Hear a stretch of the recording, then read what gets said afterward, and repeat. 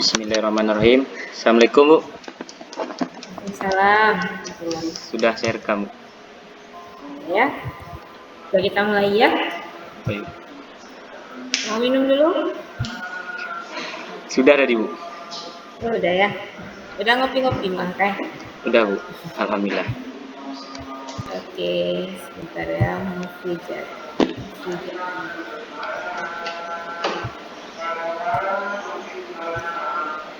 Oke, assalamualaikum warahmatullahi wabarakatuh. Waalaikumsalam warahmatullahi wabarakatuh. Yang saya hormati Ibu Yuni Sutiningsih sebagai penguji Bapak Mufijat juga pada hari ini.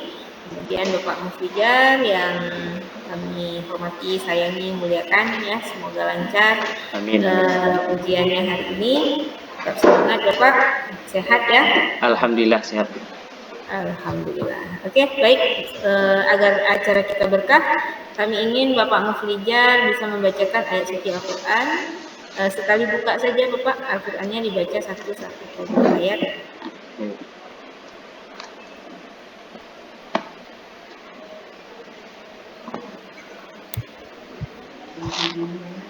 Udah, Bu. Ya, silakan dibaca.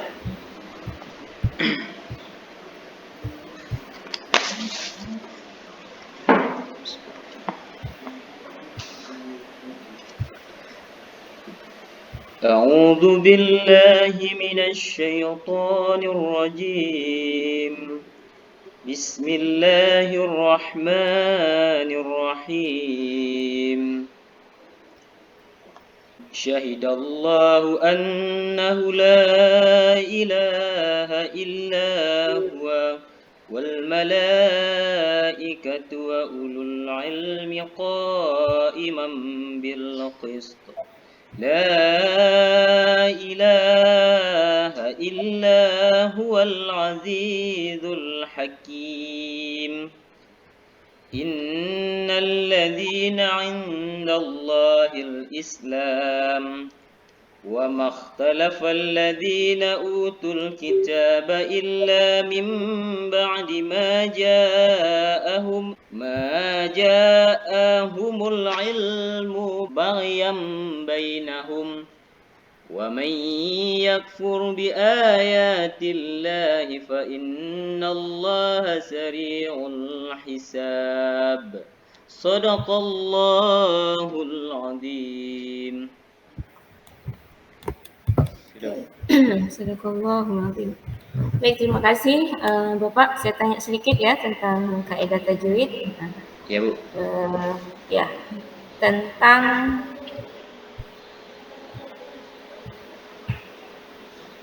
iqlab Bapak. Nah, bisa dijelaskan konsep iqlab? Ikhlab. Ya. Ikhlab itu apabila huruf nun mati atau tanwin bertemu dengan huruf ba. Kita bagaimana cara membacanya? Maka hukum bacaannya dengung.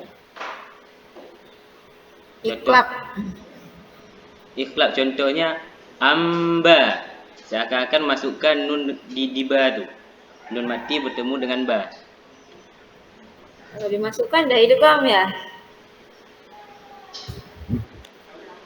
Dengung, nun mati atau tanwin bertemu dengan huruf ba. Kalau dengung ikhfa. Ya, kalau berdengung ikhfa. Kalau dimasukkan idgham. Ini iqlab gimana?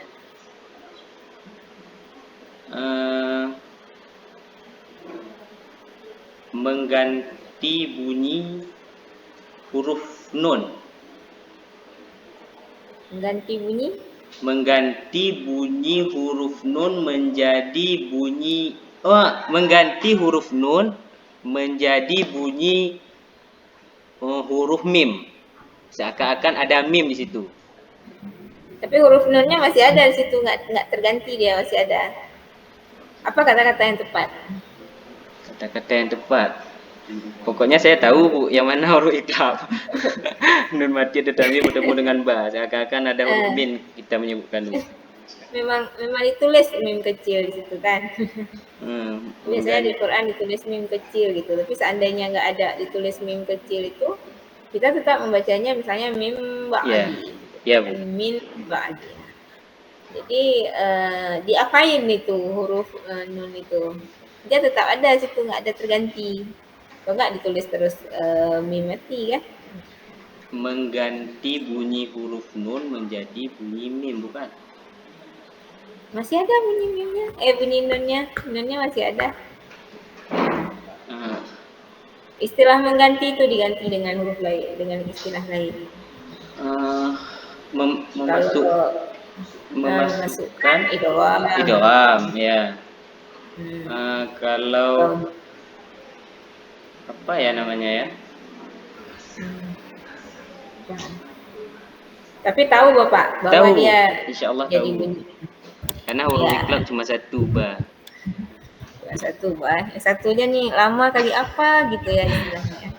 Ya, namanya membalikkan. Membalikkan bunyi nun mati jadi bunyi mim. Membalikkan. Ya. Oke, terus idgham mimi ya Pak. Idgham mimi Bapak Idgham paham? mimi, mim mati bertemu dengan mim. Mim mati bertemu dengan mim namanya idgham mimi. Idgham mimi. Kalau mim mati bertemu dengan ba, Itu ikhfa syafawi. syafawi. Oke. Selain mim dan ba, izhar syafawi. Selain ya, oke. Berarti ada 3 syafawi-syafawinya di situ ya. Ya. Ya. Oke, baik Bapak, ada kertas Pak di samping? Ada Bu. Ya.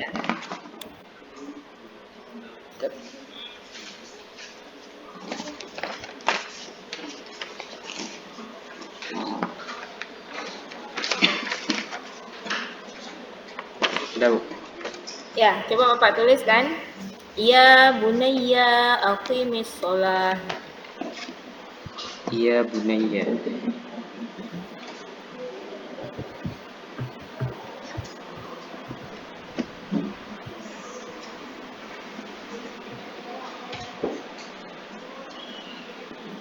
Iya bunayya akhi misolah. Iya. Iya bunayya akhi misolah. Iya. Dah. Tahu. Ya, coba ditunjukin di kamera. Iya bunayya akhi misolah. Ya, ragu-ragu Bapak ya.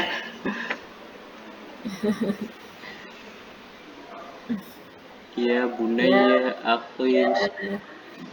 Maaf Bu tulisan saya. Aqimis shalah ya bunayyanya perlu dikoreksi ya Pak ya. Iya. Ya, nanti coba Bapak buka surah Luqman ya. Luqman ya Bu. Ya. Bapak buka surah Luqman, Bapak lihat balik penulisan ya bunayya. Jadi cara bacanya aja ya bunayya, ya-nya berarti kan panjang. Ya bunayya. Oke. Nah, baik kita lanjut ke materi Bapak nih tentang apa Pak materinya? Saya kemarin saya ambil bab 1 materi modul ajar saya tentang Ali Imran ya. bukan Bu, membiasakan berpikir kritis dan mencintai iptek. Karena saya di SMA Bu aja. Di SMA ya. Ya. Tapi PAI Bapak ya. PAI. Membiasakan berpikir kritis dan semangat mencintai iptek. Itu judul. Iya, membiasakan berpikir kritis dan mencintai iptek. Ya. Nah, di sini ada dasarnya ya, surah Ali Imran 190 ya. Ya, 190 dan 191. Ya. Ya, sesungguhnya dalam penciptaan langit dan bumi, silih berganti malam dan siang, terdapat tanda-tanda bagi orang yang berakal ya. Ya, Bu. Kemudian orang yang berakal itu adalah orang yang mengingat Allah sambil berdiri, duduk, dan keadaan berbaring dan memikirkan tentang penciptaan langit dan bumi. Oke. Nah, bagaimana Bapak memahami ayat ini sehingga ayat ini terkait dengan konsep berpikir kritis dan mencintai ini tadi? Mencintai iptek. Iptek.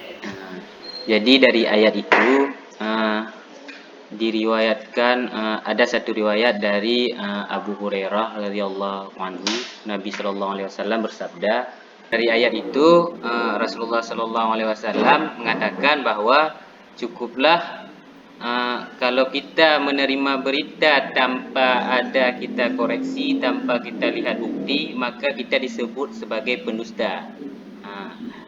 Makanya karena di dalam ayat ini juga Allah memerintahkan untuk contohnya memikirkan fenomena-fenomena yang ada di langit dan bumi.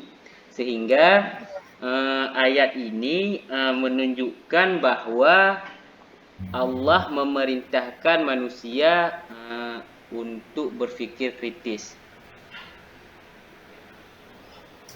Iya, mungkin ini juga bisa dikolerasi ya Pak ya, iptek itu dengan ini, burung hud-hudnya Nabi Sulaiman.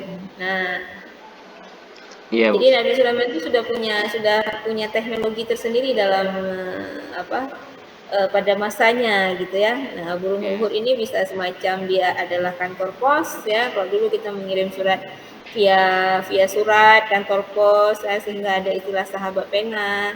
Nah, kemudian kita sudah mulai mengirim via telepon ya, ada wartel ya dulu ya. Nah, kemudian fax, kemudian sudah bisa via email ya kan. Nah, kemudian terus berkembang sekarang dengan WhatsApp dan lain-lain, banyak media sosial dan bahkan mungkin menjadi CCTV, kemudian drone ya. Nah, itu pesawat tanpa awak misalnya, itu bahagian dari hud-hudnya Nabi Sulaiman, dan itu bisa menjadi dasar juga ya Pak ya. Yep. Dasar juga perkembangan teknologi yang terus berkembang. Kemudian juga beliau kan memahami bahasa binatang. Nah, artinya di sini juga kita tidak bisa berdoman atau hanya menguasai satu bahasa. Nah, kita harus menguasai banyak bahasa. Kemudian mempelajari bahasa binatang itu seperti Discovery sekarang ya. Sudah ada di televisi mengkaji binatang-binatang ini begini, binatang itu begitu. Nah, itu bahagian dari memahami binatang. Kemudian dalam konsep langit dan bumi ini. Nah, kemudian ya dasar yang bisa diambil lagi bahteranya Nabi Nuh. Nah, mungkin di situ Bapak bisa mengajak siswa untuk berpikir kritis. Kok kan ketika itu masyarakat protes ya. Kok Nabi Nuh membuat kapal di puncak gunung gitu. Nah, ya kan, di puncak gunung. Nah, kan orang berpikir tidak logis. Nah, artinya ketika orang sudah di 4.0, kita itu sudah harus di 5.0. Kita harus Yamaha gitu. Harus lebih terdepan dari yang ada sekarang. Mungkin itu bisa menjadi juga dasar ya Pak ya untuk ini. Oke, terhadap ayat tersebut, bagaimana Bapak mengajak siswa untuk berpikir kritis? Nah, jadi bagaimana itu mengenai? Iya Bu. Jadi saya kalau mengajar di SMA, jadi seperti kemarin, misalnya saya menyuruh anak-anak untuk membuat sebuah contoh fenomena yang ada di dalam Al-Quran dan dibuktikan dengan sains. Contohnya, misalnya saya memberi contoh dulu pada masa Nabi Muhammad SAW, ada Nabi Muhammad, kan ada dalam Al-Quran, Nabi Muhammad mengatakan bahwa di dalam laut itu ada api. Jadi Abu Lahab pada saat itu mereka tidak percaya karena ilmunya belum sampai ke situ. Jadi mereka tidak percaya dan mengatakan bahwa Nabi Muhammad itu gila. Nabi Muhammad ini tidak waras, masa bisa hidup api dalam air. Tetapi sekarang sudah terbukti dan orang-orang penemu tersebut, orang pergi ke tengah laut melihat bahwa ada api yang hidup di tengah lautan, yaitu gunung berapi. Kemudian ketika kita sampaikan kepada anak-anak mencari fenomena alam. Kemudian tapi yang harus terbukti secara sains, maksudnya ada sains, ada dalam Al-Quran. Jadi nanti anak-anak mencari misalnya masalah babi dulu, cacing pita dulu. Kan Al-Quran melarang memakan babi. Kenapa dilarang? Kan semua ada manfaat dan ada kerusakan yang diberi oleh Allah. Jadi anak-anak mencari kenapa ya babi itu dilarang dalam Al-Quran? Ternyata ilmu sains juga membuktikan bahwa memakan babi itu dapat cacing pita. Nah, jadi anak-anak mencari seperti itu. Berpikir mereka mencari fenomena alam yang sesuai dengan ayat Al-Quran. Betulan. Ya, Bu? Ya. Ada Gimana, yang Pak? Kami kalian telepon ya? Nggak ada, Bu. nggak ada ya? Itu putus Kenapa jaringan. terputus barusan? Terputus. Allah. Ya, coba diulang lagi, Pak. Jadi saya membuat contohnya. Ini sampai mana tadi, Bu, yang Ibu dengar? Mohon maaf.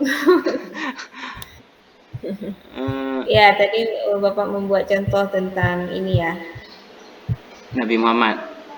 Iya, Nabi Muhammad. Itu ada api dalam laut. Iya. Nah, jadi anak-anak nanti mencari contohnya seperti kenapa babi itu dilarang dalam Al-Quran.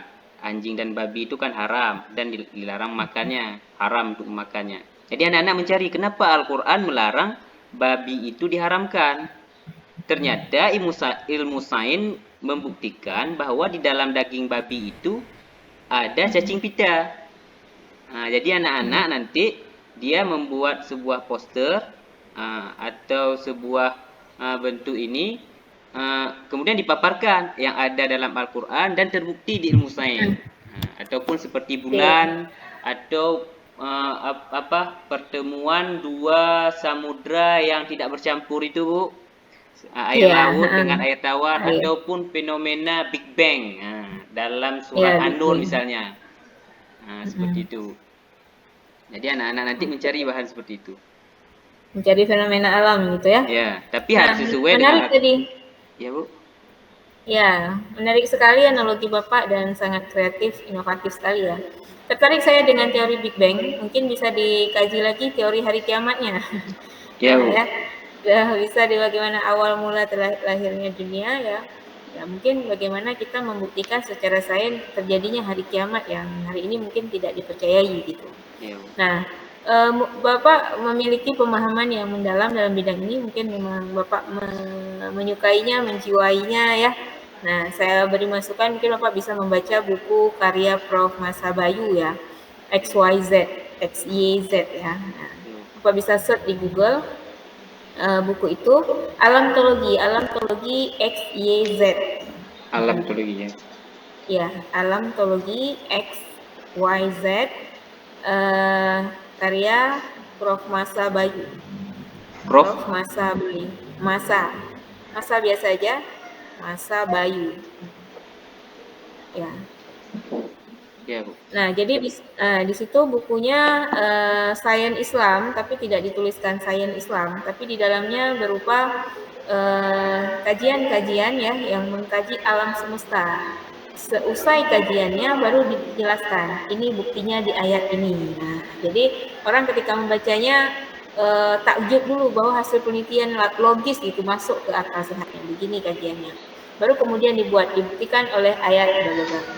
Nah, jadi itu semuanya ada di situ ya, di XYZ, dari fisika, kimia, biologi, botani, agronomi dan lain-lain, semua ilmu-ilmu terapan, baik ilmu fardu ain, fardu kifayah, semua ada di situ. Nah, bisa untuk mendalami Bapak untuk mengembangkan pemahaman Bapak tentang iptek dan bisa mengajarkan kepada siswa-siswa Bapak. Oke, semangat Bapak, keren ya. Semoga terus menginspirasi ya, jadi guru hebat, semoga sehat, bahagia selalu Bapak. Oke, selanjutnya waktu dan tempat kami persilakan Ibu Yuni untuk bisa membersamai Bapak Muflijar. Ya, baik, terima kasih Bu Suryana. Ya, bagaimana Pak Muflijar? Kita mulai ya, lanjut. Lanjut, Bu. Ya, masih muda, semangat masih ya. Ya, Bapak mengajar di SMA Percontohan ya, tentunya Bapak kan istilahnya terpilih di situ, tidak langsung dan berbeda dengan guru yang lain ya. Ekspektasi kami seperti itu harapannya. Ya, alhamdulillah saya lewat tes di situ kemarin, Bu.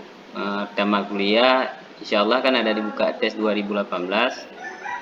Jadi saya ikut, alhamdulillah lewat di situ, Bu. Oke, berarti sudah PNS ya? Alhamdulillah, Bu. Ya. berkat doa-doa guru-guru, Mama. Ya, memang harus bertabaruk sama guru ya. Kalau tidak nanti nggak berkah ilmunya. Ya. Baik, Pak Muflizar, sekarang saya ingin bertanya tentang kurikulum Merdeka dan atributnya dan seputar teori belajar ya. Ya. Nah, Bapak boleh jelaskan kepada saya, kan tentunya sudah, oh ya, saya mau tanya dulu, sudah menerapkan kurikulum Merdeka di sekolah Bapak? Alhamdulillah tahun ini kami mulai, Bu, yang Oh, tahun ini ya, Merdeka, ya. ini mulai, berarti tidak, maksudnya apa yang Bapak pelajari di PPG bukan hal yang asing lagi ya, setidaknya sudah ada gambaran bagaimana penerapan kurikulum Merdeka itu.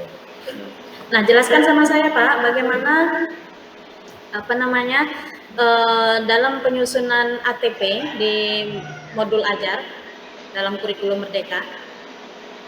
Ya, Bu. Penyusunan ATP. Atau TIPAK biasa kita sebut. ATP. ATP. Alur tujuan tujuan pembelajaran. Ya. ATP alur tujuan pembelajaran. Mungkin bukan mungkin. Memang dalam ATP itu harus disusun secara sistematis dan secara rinci. Kemudian dituliskan pula CP-nya, capaian pembelajaran yang digunakan, serta juga rangkaian TP. Jadi ada CP, ada TP. Ada capaian pembelajaran, ada tujuan pembelajaran di out. Kemudian ada konten dan juga disertai P5, profil pelajar Pancasila yang diharapkan. Seperti itu. Penguatan profil pelajar Pancasila. Mempertimbangkan apa saja Pak dalam menyusun alur atau dalam menyusun ATP? Pertimbangkan aspek apa saja? Dia ABCD. Udah kita hafal ABCD. ABCD.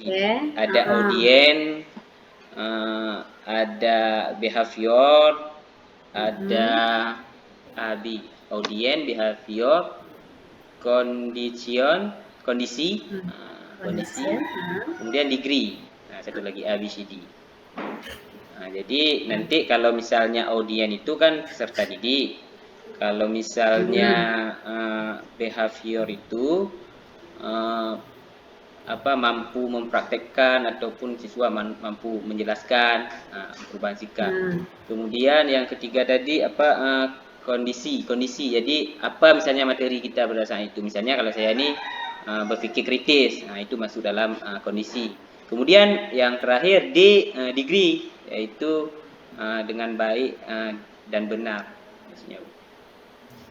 Oke, baik Pak. Nah, ini tadi Bapak sudah menjelaskan bagaimana proses alur pembuatan ya, pertimbangan-pertimbangan untuk membuat ATP ya. Ya.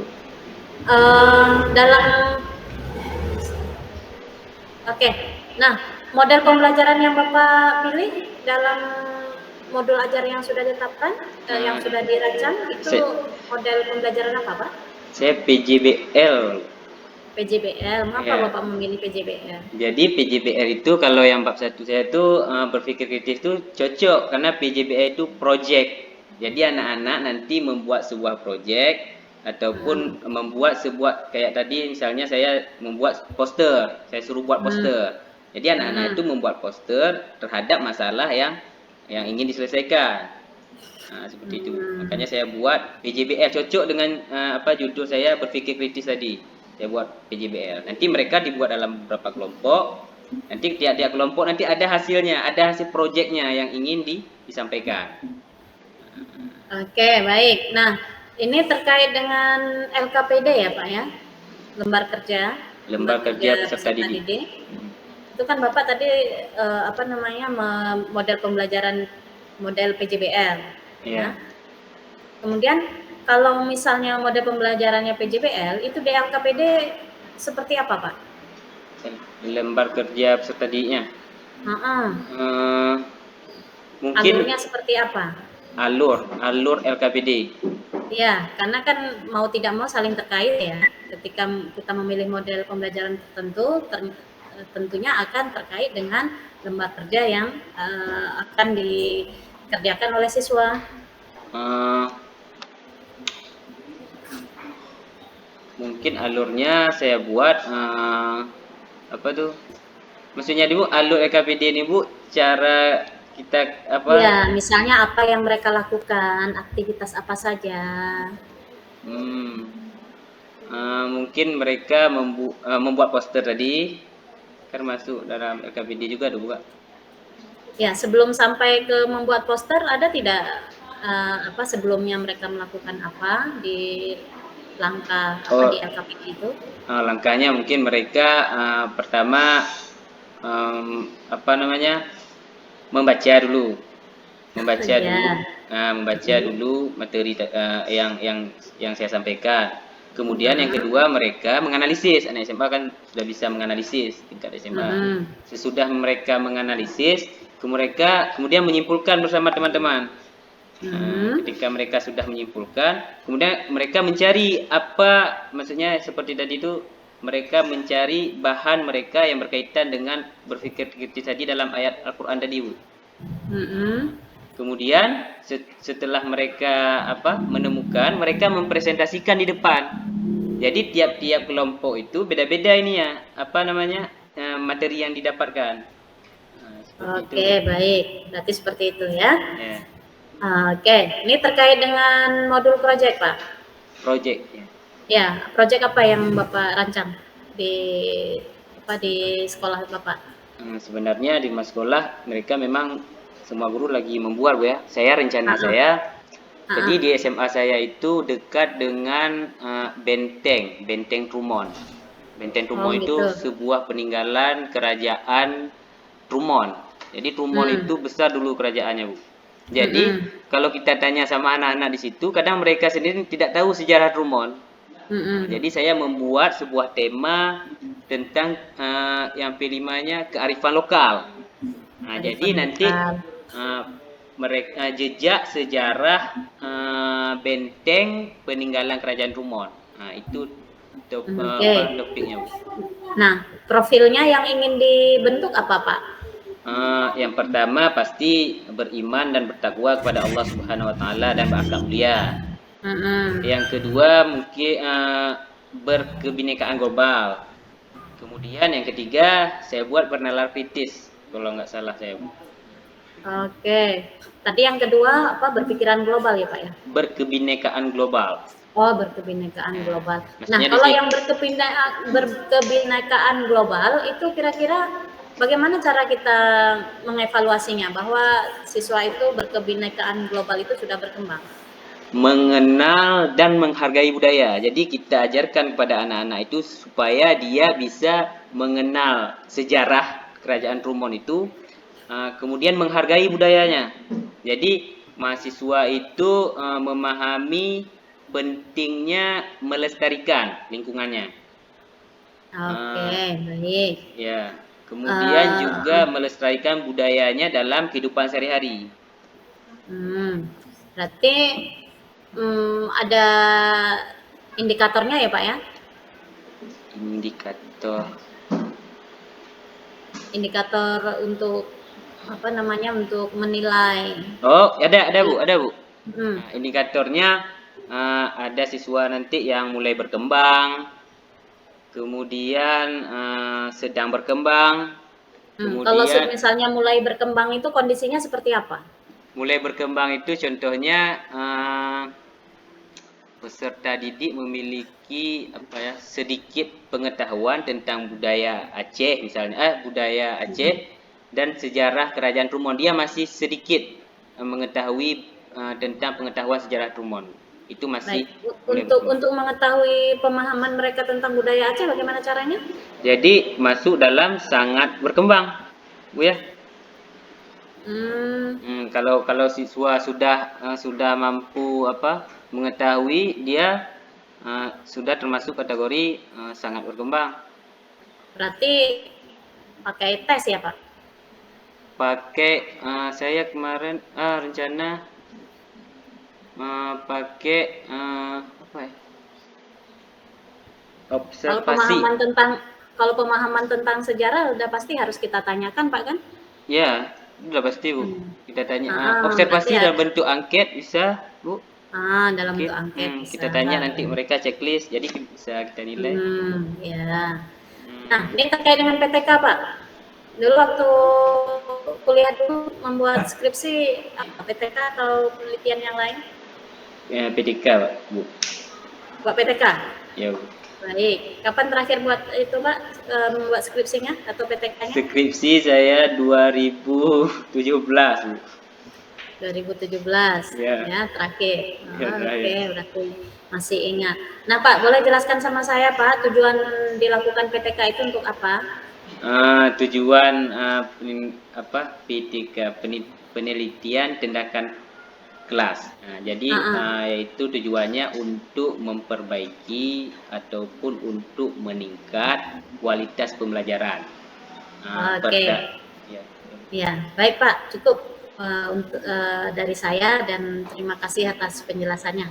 Terima kasih Bu Yana, saya kembalikan. Baik, terima kasih banyak Ibu Yuni atas masukannya, arahannya, wejangannya ya. Semoga Bapak Musri Jananda bisa menimba manfaat lah dari Amin, amin. ujian-ujian Amin. ini. Ya, terus mempertahankan keilmuannya, skillnya Bapak ya, kemudian terus ditingkatkan. Baik. Semoga terus menjadi guru yang terus berkarya, terus melahirkan, menciptakan impact Pak ya. Amin, Tidak amin hanya ya Allah. melakukan impact, tapi menciptakan, melahirkan impact-impact baru yang bernuansa kajian-kajian keislaman. Baik, terima kasih Bapak Mufijar. Baik, Semoga Bu. sehat Bu, selalu, sukses selalu. Ya, saya pun minta terima kasih juga sama Ibu sudah membimbing, sudah ini saya. ya. Jadi saya juga minta ribuan terima kasih malahan saya kepada Ibu. Sama-sama. Doa kami terus menyertai setiap langkah Bapak ya. Amin, amin ya Allah. Salam kami untuk orang tua ya Pak ya. Baik Bu, insyaallah Bu. Ya. Assalamualaikum. Waalaikumsalam warahmatullahi wabarakatuh.